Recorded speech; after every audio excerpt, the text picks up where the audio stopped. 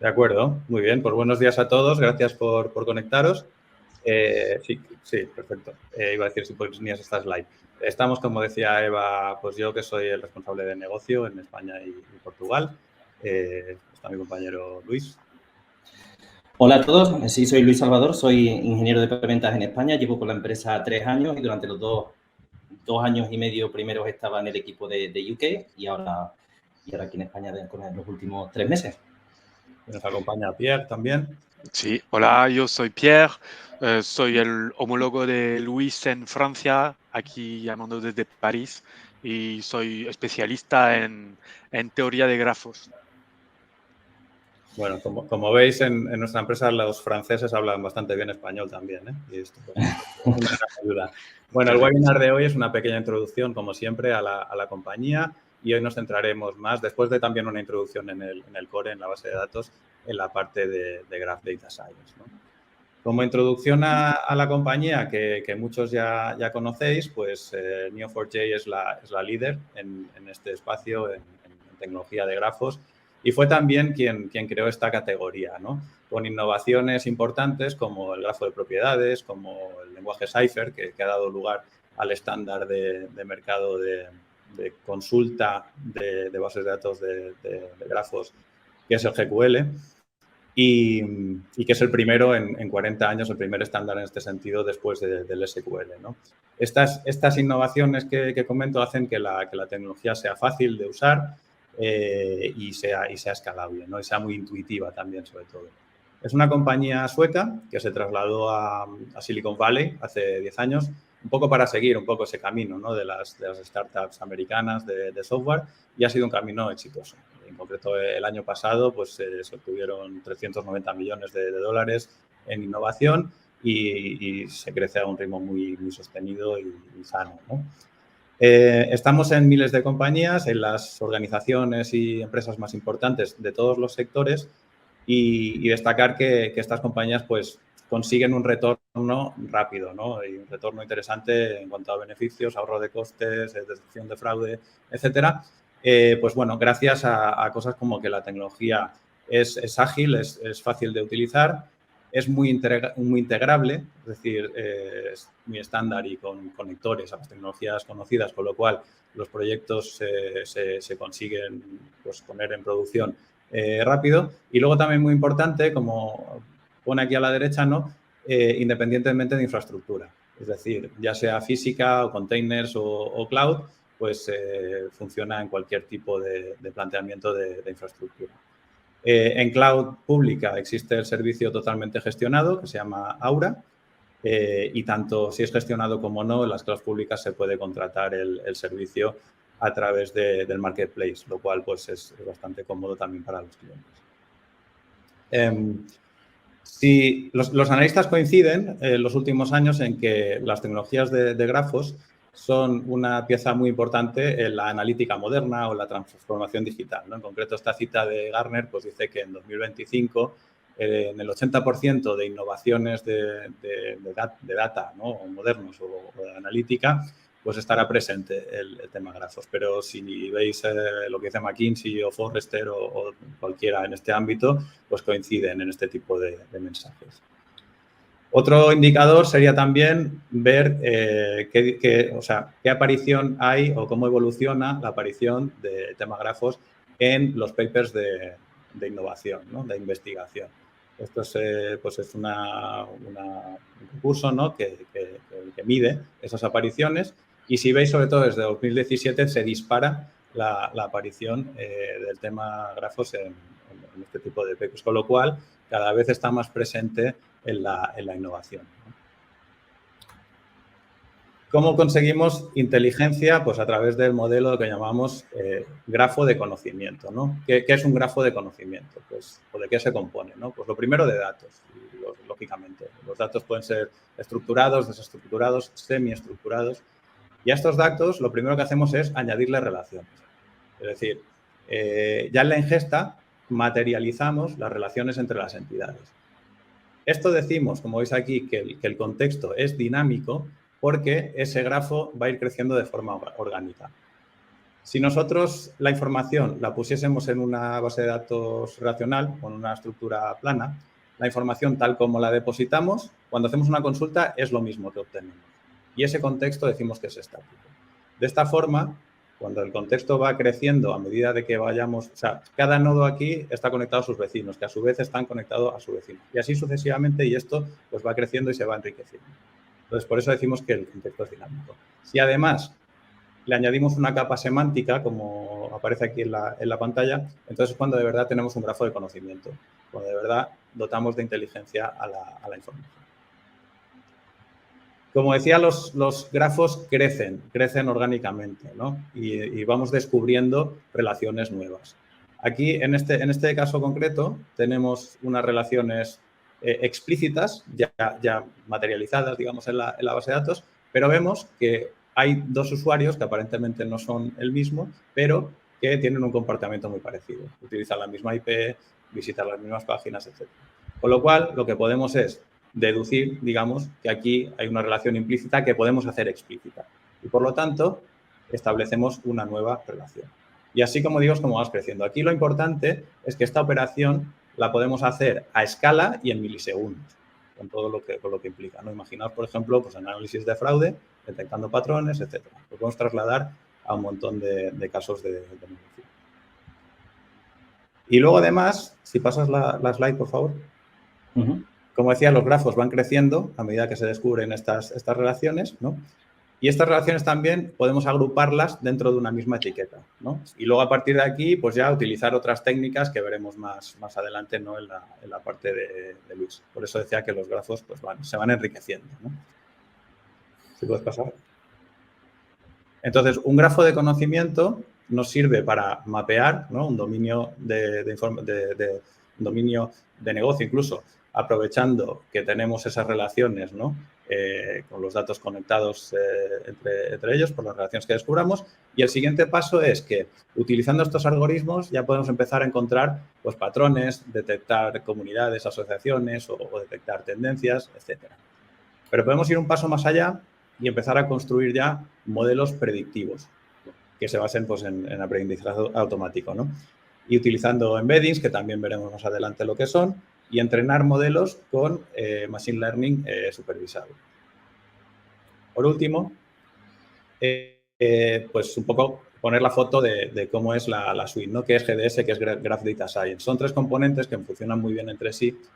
La base de datos donde se persiste la información, que es la misma de Neo4j estándar, la misma que se utiliza para casos transaccionales, que se conecta al módulo de Data Science, que ya contiene los algoritmos, y todo esto se puede visualizar y para exploración y prototipado, como veis aquí, a través de la herramienta de visualización que se llama Bloom.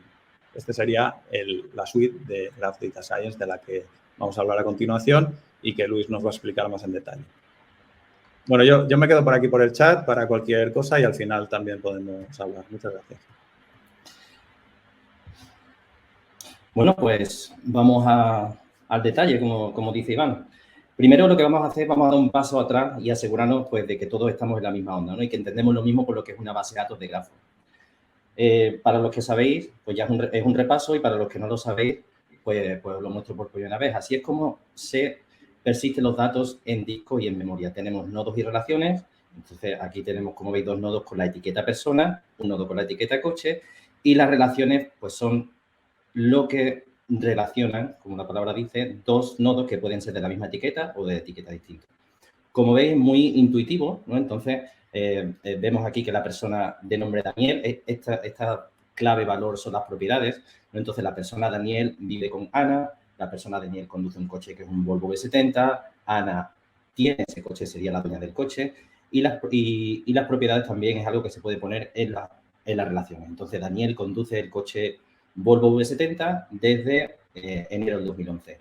Es un sistema schema-less, entonces el esquema se puede ir modificando tal y como vamos añadiendo datos, lo que lo hace muy flexible también para refactoring.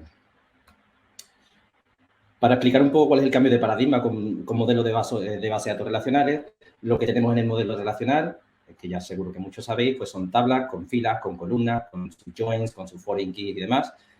Cuando se hacen queries en este tipo de modelos con más de 3, 4 joins en las que las tablas tienen millones de nodos, millones de filas, se vuelven computacionalmente muy caros, ¿no? O sea, una consulta, 5 tablas con millones de filas puede incluso no acabar. Y en el caso del modelo de grafos, lo que tenemos nosotros son en los nodos la información de las entidades, lo que serían las filas, el equivalente en el modelo relacional, y ahí lo que tenemos es la información de todos los vecinos en forma de puntero. Perseguir punteros computacionalmente es muchísimo más rápido que calcular una join. Entonces, potencialmente, pues podemos hacer millones de relaciones, podemos navegar millones de relaciones dentro de la misma query. Algunos ejemplos de base de datos de grafos, o cómo se verían los grafos en forma de grafo. Pues tenemos en la izquierda los grafos de personas, ¿no? Las redes sociales, que lo vamos a ver luego también. Serían cómo las personas están conectadas unas con otras, que pueden formar comunidades. El mismo ejemplo serviría para empleados, para clientes, para proveedores, partners, influencers, la misma estructura y la misma forma de representar los datos. En la columna de en medio tenemos las transacciones. Pues podéis ver cómo clientes compran algunos productos, ven otros productos, devuelven otros productos. Solo de un vistazo se puede ver cuál es el comportamiento de esos clientes solo basado en la estructura de las relaciones.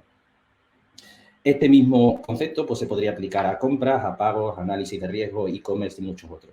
Y luego a la derecha pues, tenemos grafos de conocimiento, o lo que vais a ver en la web o en Internet muchas veces los knowledge graphs, que se trata pues, de mapear el conocimiento. Es un poco lo que decía Iván al principio, ¿no? Mapear el conocimiento de un cierto dominio y extraer insights de ahí. En este caso lo que tenemos es un sistema, una red de conocimiento de eventos deportivos en las que jugadores pues, juegan para distintos equipos de distintos deportes y luego tenemos los fans que siguen a distintos equipos de distintos deportes y vienen de distintos países. Pero no solo eso, si nos vamos al terreno de la ciencia, todo o casi todo se puede representar mediante un grafo, ¿no? Algo tan pequeño como una molécula en la cual los átomos están conectados entre sí de forma con enlaces, ¿no? Esto se podría representar con las relaciones que hay entre esos átomos mediante relaciones. O la letra B, ¿no? Un sistema de muelles en el cual podemos ver las interacciones de cada uno de los puntos de un sólido con los muelles. C sería, por poner algún ejemplo más, un sistema N-body sería las fuerzas que ejercen sobre los objetos en distintos niveles. Por ejemplo, las fuerzas de la gravedad que ejerce sobre cada uno de los planetas en el sistema solar. Es decir, la Tierra está afectada por la gravedad del Sol, pero también está afectada por la gravedad de la Luna y también por otros planetas, ¿no? Todo eso son relaciones de unos cuerpos con otros que influyen. También tenemos pues, sistemas rígidos, sistemas de parseo para programación neurolingüística y sistemas pues, para imágenes, ¿no? Para tratamiento de imágenes. Neo es una base de datos, que es lo que tenemos en el centro, ¿no? El corazón de Neo es una base de datos, que es lo que sirve pues, para nuestras transacciones o para nuestros análisis, que es lo que vamos a tratar el día de hoy, la parte de la derecha, el círculo rojo. Y esto viene dentro de una plataforma con un montón de herramientas que nos hace la vida más fácil, ¿no? Desde los drivers y APIs hasta herramientas de desarrollo, de administración, muchísimas herramientas de integración, herramientas de visualización de Bloom, que es la que Iván comentaba también al principio, que también está un poco orientada a gente que no es tan técnica y que no tiene por qué aprender el lenguaje de consulta Cypher. Y, como vemos a la derecha, las herramientas de análisis, que es lo que vamos a ver hoy, que es el Graph Data Science. Y el Graph Data Science, o GDS, de lo que se trata, bueno, antes que eso, primero una definición de lo que es el Data Science, es la utilización o el uso de métodos, procesos, algoritmos y sistemas para extraer conocimiento e información de datos estructurados y no estructurados. Pues podrían ser en forma de tabla o en forma de texto. Esa es la definición de Wikipedia. El Graph Data Science, pues lo que sería es tomar ventaja de los datos relacionados, utilizar esas relaciones que conectan los datos para extraer conocimiento e información de esos mismos datos. El Graph Data Science lo que es en esencia una librería que se instala encima de Neo y lo diferencia de lo que es nuestro lenguaje de consulta Cypher en lo siguiente. En la parte izquierda lo que tenemos es lo que hace Cypher. Cypher, lenguaje de consulta declarativo, lo que hace es aterrizar en el grafo, en algunos nodos, y a partir de ahí navegar las relaciones para encontrar los patrones que queramos. Imaginaos, queremos encontrar la información de ciertos clientes, aterrizamos en el grafo en ese cliente y a partir de ahí navegamos los datos hasta encontrar con la información requerida. Son patrones locales. Lo que tenemos con el Graph Data Science, con el GDS, es una computación global.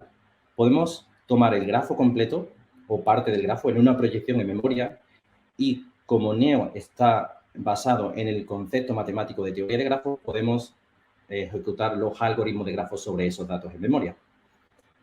Esa proyección del grafo puede ser el grafo completo o puede ser parte de él. Eso es lo que vamos a definir y lo que vamos a ver hoy cómo hacerlo. Tres formas, ¿no? Son consultas locales y consultas globales o patrones globales, pero en realidad hay tres formas de verlo. Las queries, que son pues, consultas Cypher que construimos nosotros y que nos dan resultados que son legibles por nosotros. Los algoritmos de grafos, que son fórmulas predefinidas sobre esos datos, que es lo que nos dice la teoría de grafos, y que nos van a dar resultados legibles.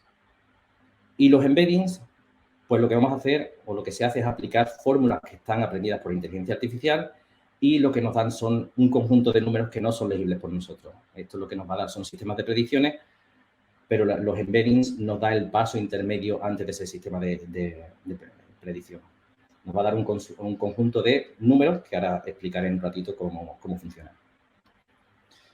¿Cuáles son los algoritmos de grafos que tenemos en Neo? Pues el más obvio, que es el de arriba de la izquierda, la búsqueda de caminos, ¿no? Pues cuál sería el camino más corto entre dos puntos, basado en el número de saltos o basado en el peso de las relaciones, si le ponemos peso en las relaciones, por ejemplo.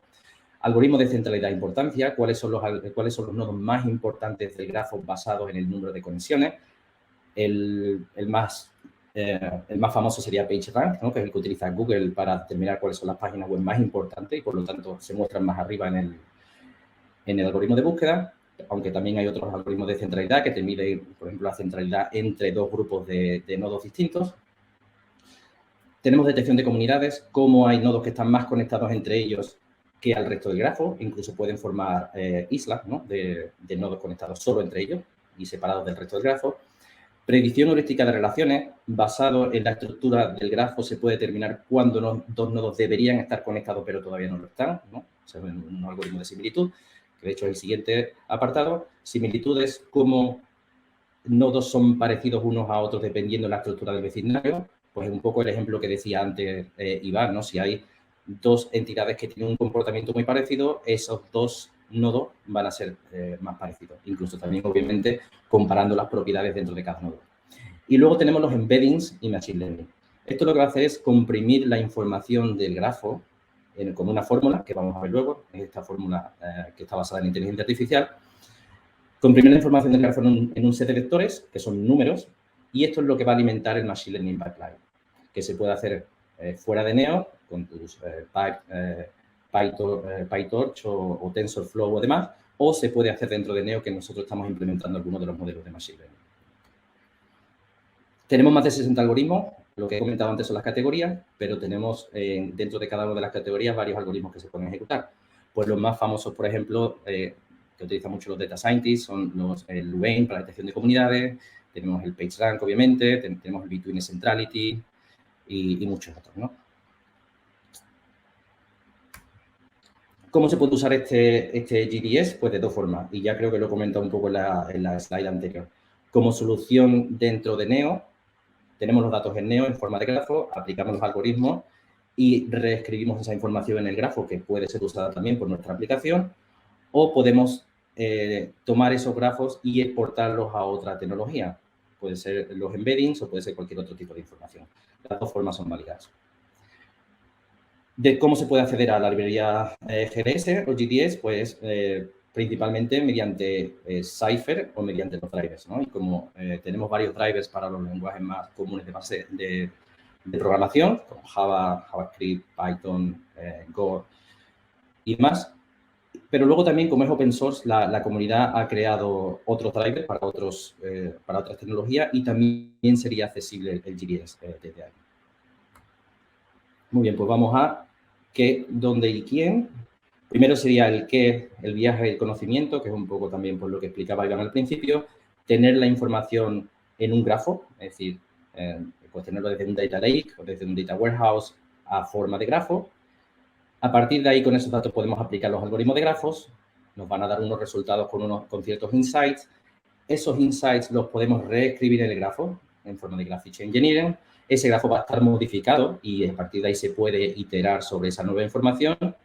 El siguiente paso sería los graph embeddings, que de nuevo sería comprimir esa información en un set de vectores para luego, pues, tener una red que aprendiera sobre sí mismo, ¿no? Que sería el aprendizaje nativo de grafo.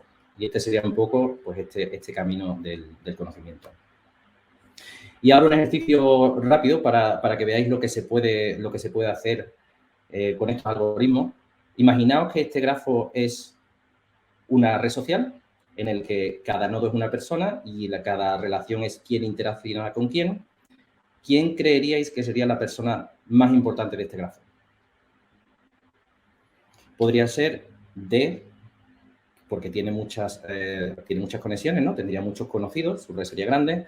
Podría ser G, que parece que está un poco más cerca de la parte derecha del grafo y sigue estando más o menos central.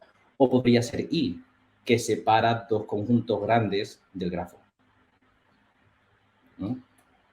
Pues la respuesta de cuál sería el nodo más importante pues sería depende. ¿Depende de qué? De lo que estemos buscando. Aquí tenemos de nuevo el grafo a la derecha. Si lo que queremos saber es cuál es, sabiendo que esto es una red social, si queremos saber cuál es el influencer sería la persona que tiene más contactos. Y en ese caso sería D. Es el que tiene la valencia más alta. Si esto entendemos por importancia, como de conocido es una persona. La persona que conoce más personas. Si lo que pretendemos es crear un mensaje viral para que se extienda por la red, en ese caso la respuesta sería G. G tiene la mayor centralidad de cercanía, closeness centrality. Esto significa que de media tiene el camino más corto a todo el resto del grafo. Está un poco más cerca de la parte derecha, con lo cual tiene sentido. D está demasiado lejos de la parte derecha. Y si lo que queremos es ver cuál es la persona que maneja la información o que tiene un flujo muy importante de información, sería I. Sería la centralidad de intermediación. Si esta persona no tuviera la red, habría personas totalmente incomunicadas, con lo cual también tiene su importancia en ese sentido. En una red de telecomunicaciones, por ejemplo, sería si ese servidor se cae, tendría la mayor disrupción en la red. O sea, que esto tiene muchos casos de uso. Otro ejemplo, ¿qué pasa si hablamos de subida de salario? Imaginaos una empresa en la que tenemos en la izquierda pues, el departamento de ingeniería, son los nodos azules, y en la derecha tenemos todos los managers en el departamento de Product Management. ¿Cuál creéis que sería la persona que normalmente tiene el aumento de salario más alto? Podrían ser las personas que tienen mucha interacción con su equipo, podrían ser las personas que tienen menos interacción, porque podría ser que trabajan más, están más focalizados en su trabajo, o podrían ser las personas que tienen contacto con el otro departamento, con el departamento de los managers. Pues en este caso se hizo un estudio y resulta que los mayores aumentos de salario recaen siempre en los nodos puentes, en los que tengan la mayor between centrality, centralidad de intermediación. Un dato curioso. ¿Dónde se puede utilizar estos algoritmos? ¿Para qué tipo de casos de uso? En horizontal, es decir, sin hablar de ningún sector. Pues en detección de fraude, sería pues como hay usuarios que tienen un cierto comportamiento, creando un cierto patrón que se detecta como fraude, por ejemplo, anillos de fraude, ¿no? En el que hay usuarios que comparten cierta información que no deberían. Disambiguation o segmentation, que sería pues dentro de una tienda retail, por ejemplo, pues hacer diferenciación de los usuarios, de los clientes, dependiendo pues su geolocalización, su edad y demás. Se puede hacer segmentaciones y recomendar productos dependiendo en esa información. Las recomendaciones como tal, es decir, qué productos se pueden recomendar basado en qué temporada es, basado en qué productos se compran juntos o incluso en el comportamiento de usuarios similares. Churn prediction, que es pues predecir cuándo una persona va a dejar de tener una suscripción, va a abandonar una suscripción. Se pueden detectar cuáles son los patrones antes de ese abandono del contrato o suscripción y evitarlo. Master Data Management, que sería un poco, pues, linaje de datos, ¿no? ¿Cuál sería, imaginaos en contexto de empresas muy grandes con muchas aplicaciones y muchas bases de datos, cuál sería el impacto de cierto cambio en cierto tipo de datos, qué aplicaciones impactarían? Mantenimiento predictivo, que podría ser una red de telecomunicaciones, como he dicho antes, el Between Centrality, ¿verdad? ¿Qué pasaría si cierto servidor se cae? ¿Cuál sería el impacto y cuál sería su mantenimiento? Y en ciberseguridad, pues al final una red, vamos a poner un ejemplo de permisos, es un grafo, ¿no? Y se puede mapear esa red de permisos tal y como un grafo y se puede ver cuáles son las vulnerabilidades de esa red. Y ahora, si vamos por verticales, pues podríamos hablar en el sector financiero del fraude, que es el que he comentado, con anillos de fraude, blanqueo de capitales, recomendaciones. También entraría aquí segmentación de clientes, si hablamos de un banco, y predicción de abandono. En el sector sanitario, pues podríamos hablar de reutilización de medicamentos. En este caso, hemos trabajado con varias farmacéuticas que descomponen los medicamentos en sus componentes y los recombinan para ver qué efectos tendría y qué potenciales enfermedades se podrían curar. La historia del paciente, detectar comportamientos y cuáles son los tratamientos que funcionan y que no. Rastreo de contactos, muy de moda en los últimos años por el COVID, ¿no? ¿Quién contagia a quién y cuál es el impacto del contagio? Y luego también tenemos, pues, cumplimiento de la normativa o compliance. En el sector retail, logística y enrutamiento, este sería obvio, ¿no? ¿Cuál sería el camino más corto de entrega de paquetería? Supply chain, pues se podría ver cómo se podría manejar el stock de los distintos centros de distribución, incluso hacer predicciones en qué haría falta, qué producto haría falta, de dónde y cuánto tiempo tardarían en llegar. Aquí también entrarían recomendaciones y segmentación de clientes. ¿Y ahora quién? Pues tenemos algunos clientes haciendo ya teniendo algunos de estos casos de uso y utilizando los algoritmos, pues, para encontrar estos insights. Tenemos AstraZeneca, que tiene, pues, este camino del paciente, esta historia del paciente, en el que mediante ejecución de algoritmos, pues, pueden ver cuáles son los mejores puntos de intervención cuando se cumplen ciertos patrones. También tenemos Meredith, que lo que hace es estudiar las cookies que mandan, que normalmente son, pues, anónimas, y encuentra patrones en esas cookies a través de los distintos dispositivos en la misma persona y ve su comportamiento y así puede, pues, generar mejores recomendaciones y eso obviamente es más beneficio.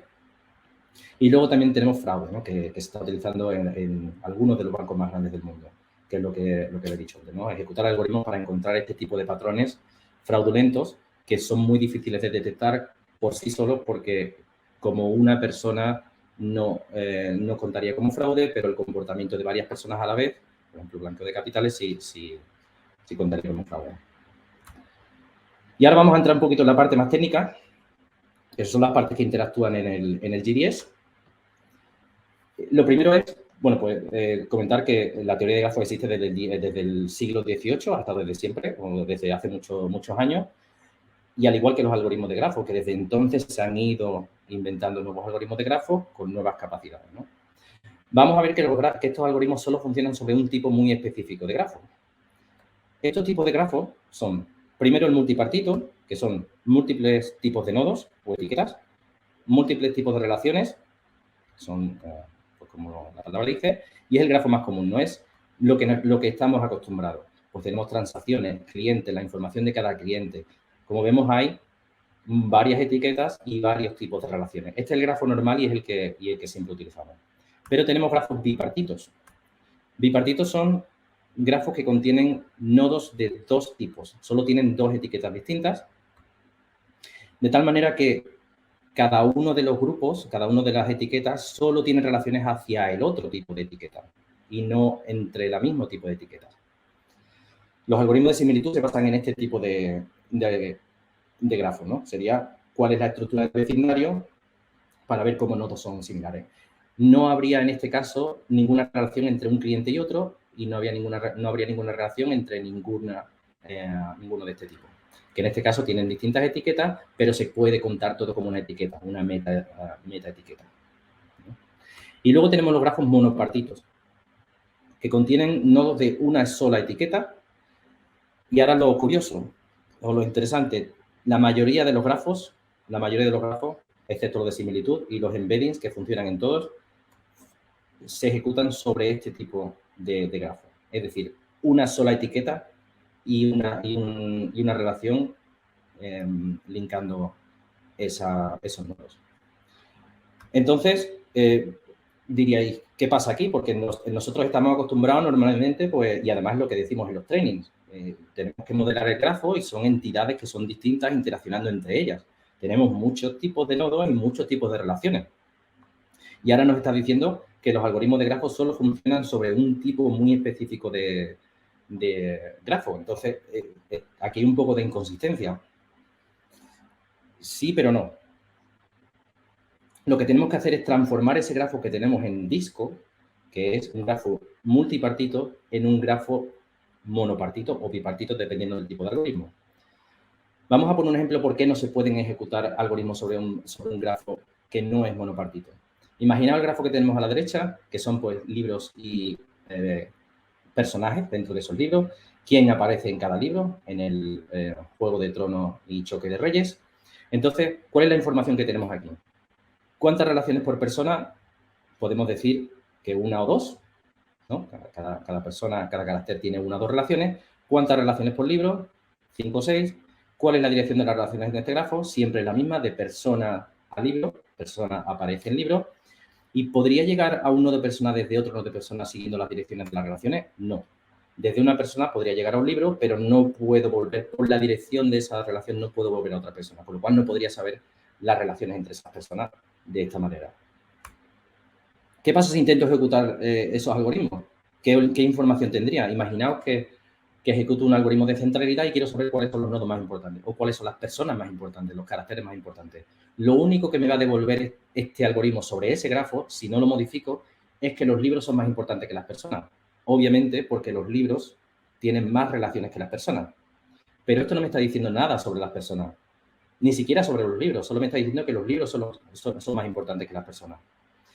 ¿Y a qué conclusión llegaríamos si ejecutáramos un algoritmo de detección de comunidades? Pues que habría 7 comunidades. Es decir, este algoritmo de detección de comunidades concluiría de que los nodos están formando 7 comunidades en las que cada comunidad podría tener un libro o no. Con lo cual no es lo que estamos buscando. No nos daría una información o unos insights correctos si lo que estamos buscando es cuál es la persona más importante o cuántas comunidades de personas hay respecto a los libros. Lo que tenemos que hacer aquí es refinar nuestro grafo. Y tenemos que convertir esto en un grafo monopartito. Para eso vamos a utilizar el Graph Catalog o el catálogo de grafos y es un procedimiento que se ejecuta en Cypher que lo que hace es obtener una proyección de ese grafo que está en disco y esa proyección la va a llevar a memoria. Esta proyección en memoria se puede cambiar tal y como vamos ejecutando grafos, pero es la que debemos tener en la forma que nosotros queramos, monopartito o bipartito.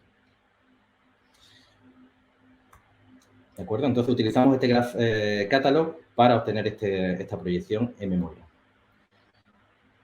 El proceso sería el siguiente.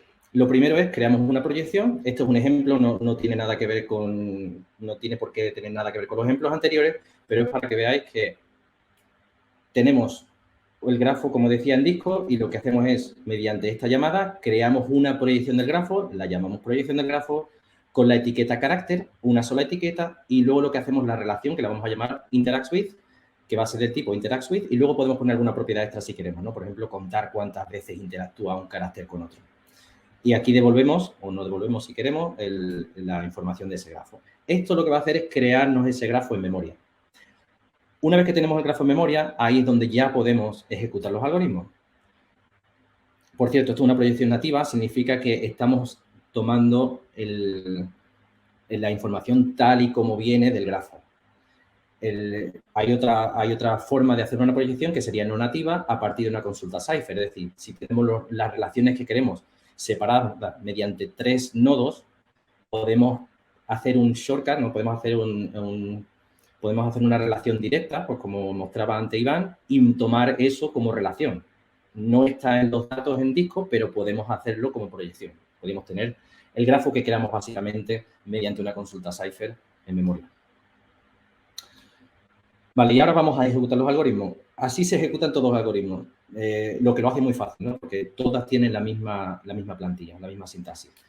Lo único que tenemos que hacer es la palabra clave call luego GDS, y ahora, dependiendo de la capa de soporte que tengamos, lo mostramos aquí, el algoritmo que vamos a ejecutar y el modo de ejecución. Y luego, opcionalmente, una estimación de cuánto va a durar o estadísticas o lo que sea.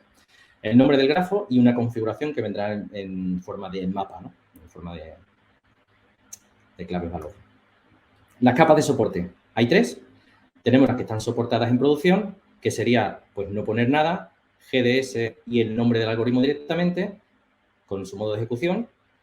La capa beta, que serían candidatos para la capa de producción, que ya están más o menos probados, pero todavía faltan unas últimas pruebas para llevar a producción.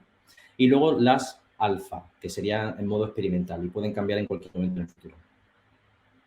Y luego los modos de ejecución, pues tenemos stream, que lo que va a hacer es ejecutar el algoritmo sobre el grafo que hay en memoria y va a devolver los datos sin guardarlos en ningún sitio, los va a devolver por, pues si estamos usando el browser, pues en el browser, y si es una aplicación, tenemos una application layer, pues desde ahí.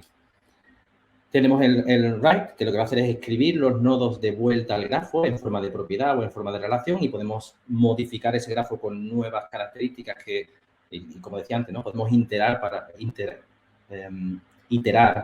para tener nuevos insights. Podemos mutar el grafo que hay en memoria, si es otra opción que tenemos. Ese mismo grafo lo podemos modificar y ejecutar algoritmos de nuevo sobre ese grafo modificado. Y podemos mostrar estadísticas, ¿no? Estadísticas después de cuánto tarda, cuántos nodos usa, conteo, demás.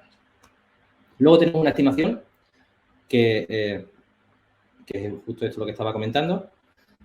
Y esto solo se va a poder utilizar en los algoritmos que estén en producción. ¿De acuerdo? Los parámetros, hay muchos, ¿no? Es un mapa en el que puedes configurar muchísimas cosas, pero los más típicos son pues, la concurrencia, cuáles son las propiedades que se van a escribir y demás, ¿no? Esto sería pues, la configuración más básica. Y ahora los embeddings. ¿Qué son los embeddings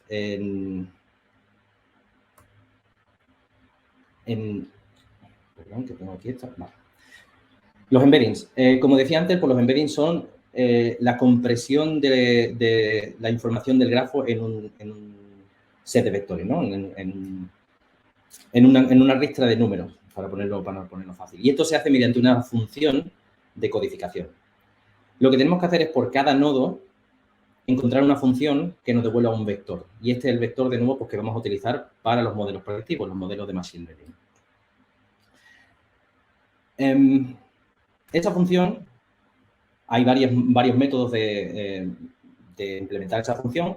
Una de ellas, pues, sería por similitud, ¿no? Es por similitud de vecindario. Lo que vamos a hacer es, por cada nodo, vamos a generar un conjunto aleatorio de caminos de longitud que podemos configurar, y lo que vamos a hacer es encontrar, o bueno, vamos a calcular la probabilidad de que 2 nodos estén dentro del mismo camino aleatorio.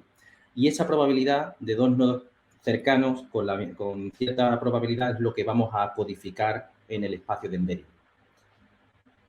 El resultado, de nuevo, no va a ser legible, porque es una ristra de números, pero la función es un poco así, ¿no? Es solo caminos aleatorios y encontrar la probabilidad de que esos nodos estén dentro de ese mismo camino aleatorio o no. Otra forma, ese método sería el node2vec, pero hay otras formas, ¿no? Que serían, por ejemplo, utilizar subgrafos aleatorios a partir de ese nodo, es decir, de un número pues configurable de saltos, ¿no? Dentro de ese nodo, un grafo aleatorio y ir agregando esas propiedades y esa estructura. Y eso te va a dar una información extra que luego puedes utilizar para los modelos predictivos. Estos dos, GraphSage y FastRP, son bastante similares, basados en esta proyección de grafo. Una vez que tienes los embeddings, pues, como decía antes, se puede llevar a cualquier otra tecnología, a los modelos predictivos de Machine Learning, pero también podemos ejecutar algunos de esos modelos dentro de Neo. En este caso tenemos Node Classification, Property Regression y Link Prediction. Y estamos, pues, cada vez construyendo más. Algunas consideraciones finales, y ahora os voy a enseñar una demo de cómo funciona esto. Pues sería, primero, decir que la ciencia de datos es complicada. Yo no soy data scientist y para mí es mucho más complicado, ¿no? Pero lo que sí se tiene que enfrentar cualquier data scientist cuando va a, cuando se enfrenta a este tipo de workflows, primero tiene que encontrar una forma de modelar los datos. Una vez que tiene esos datos, pues tiene que encontrar una forma o una librería con algoritmos y ver cuáles tendría que ejecutar. Muchas veces esos algoritmos en esa tecnología no están bien documentados. Luego tiene que aprender esa sintaxis de esos algoritmos de esa tecnología. Tiene que refinar los datos, que como hemos visto para nosotros es muy fácil, pero en otras tecnologías tienes que, en muchos casos, utilizar un ETL para transformar los datos de un formato a otro. Y luego está la forma, y luego está el paso de comprobar si esos algoritmos con esos datos nos da unos resultados fiables. Y luego, claro, eso, la decisión si llevarlo a producción o no, dependiendo después de esa evolución. Lo que nosotros estamos proponiendo aquí en Neo es pues, un workflow totalmente simplificado, ¿no? Modelar los datos, los tenemos en forma de grafo, que lo hace muy fácil e intuitivo. Los algoritmos, pues, se pueden ejecutar dentro de Neo y tenemos documentación para todos los algoritmos, que es lo que hace cada uno, cuando se puede utilizar. Aprender la sintaxis, como habéis visto, es súper fácil porque la misma plantilla sirve para todos los algoritmos. Refinar los datos, que es hacer esa proyección en memoria, como hemos visto, es solo un comando. Y los resultados, pues se pueden, he dicho antes, ¿no? Las distintas opciones de hacer un streaming de los datos o reescribirlos, cambiar el grafo que hay en memoria y demás. Es muy fácil y es más fácil decidir si llevarlo a producción o no. Y ahora, en los últimos minutos, pues voy a enseñar una demo y si veis la foto, bueno, pues ese personaje supongo que reconoceréis quién es. Lo que vamos a hacer es una demo de Juego de Tronos, así rápida para que veáis qué se puede conseguir. El Juego de Tronos, esta demo está basado en los datos que se han insertado en Neo a través de la información que hay en los libros. Es decir, cada personaje va a ser un nodo y vamos a hacer una relación de interacción entre esos personajes si están a menos de 15 palabras dentro del libro entre sí. ¿Cómo están menos de 15 palabras? Porque tienen una interacción de algún tipo. Esa interacción puede ser pues, que aparecen en el mismo lugar o que tienen una conversación o que uno está hablando del otro o que alguien está escuchando una conversación o que hay un tercer personaje hablando de otro tema, ¿no? Entonces, en ese caso, cuando aparezcan dos personajes a menos de 15 palabras, se genera una relación. El Juego de Tronos son 5 libros y lo que hemos hecho es generar una relación pues, por cada uno de los libros. Pueden haber hablado en el libro 1, en el libro 3 o en el libro 5 y tendrá una relación distinta, dependiendo de cada libro. Esto lo que hace es formar un grafo, pues, tal que así, ¿no? Es una gran red, iba a decir que es red social, pero no sería muy social cuando se están peleando entre ellos. Y se trata de, pues, este sería el modelo, ¿no? Un carácter interactúa y hay un número dependiendo del libro en el que hayan interactuado. Interactúa 1 significa que han interactuado en el libro 1, un carácter en relación con otro carácter en el libro 1, libro 2, libro 3 y el libro 4 y 5 está agrupado dentro de la misma relación. Voy a enseñar, en vez de enseñarlo ahí, lo voy a enseñar en directo, en la aplicación, en el browser. A ver si me funciona porque el laptop me está yendo súper lento. Y os quiero enseñar pues, cómo se ve esta interacción en la base de datos, ¿no? Yo tomo un ejemplo de algunos caracteres y vamos a ver cuáles son las relaciones entre ellos. Me va súper lento, pero lo conseguiremos. Veis que, bueno, se ve a la derecha cuáles son algunas de las propiedades. Ya hemos ejecutado algunos algoritmos sobre ellos y está escrito ahí el resultado de esos algoritmos. Pero veis que un carácter puede relacionarse con otro en varios libros. Es decir, Cersei con Boros pues interactúan en todos los libros, de alguna forma. Y hay otros personajes que solo interactúan entre ellos en uno de los libros. En este caso, Cersei con Aerys solo interactúa en el primero de los libros. Lo que podemos hacer, vamos a ejecutar algún algoritmo sobre este grafo que, como veis, ya es monopartito, es decir, que la proyección sería igual que el grafo, sería una proyección nativa.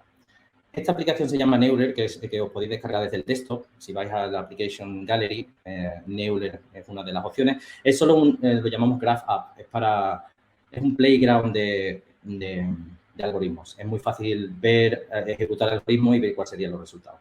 Entonces, voy a ejecutar un algoritmo que sería, por ejemplo, el PageRank. En este caso, veríamos cuál sería el personaje más importante del grafo. Como etiqueta vamos a utilizar el carácter. Como el tipo de relación, aquí es donde podemos elegir el libro. Vamos a elegir, por ejemplo, el libro 1, que sería la temporada 1 de Juego de Tronos. Y vamos a decir que la orientación de la relación no nos interesa, que sería en ambos sentidos.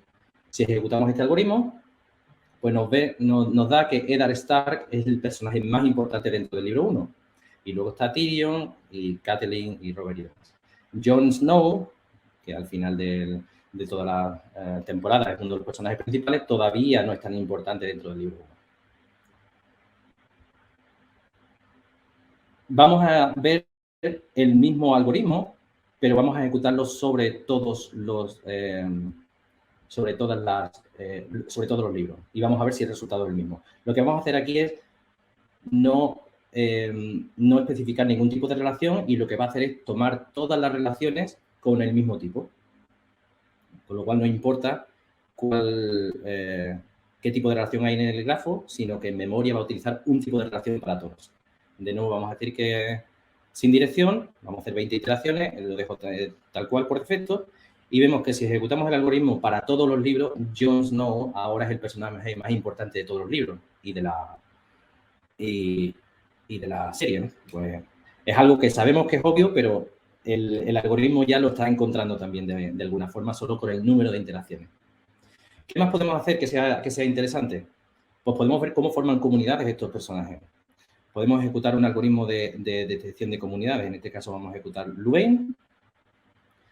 Vamos a utilizar la etiqueta carácter. Vamos a decir, pues para cualquier temporada, para cualquier libro. Y vamos a ejecutarlo tal cual, sin ninguna otra configuración. Y vamos a ver cómo los personajes interactúan entre ellos dentro de una comunidad más que con el resto del grafo.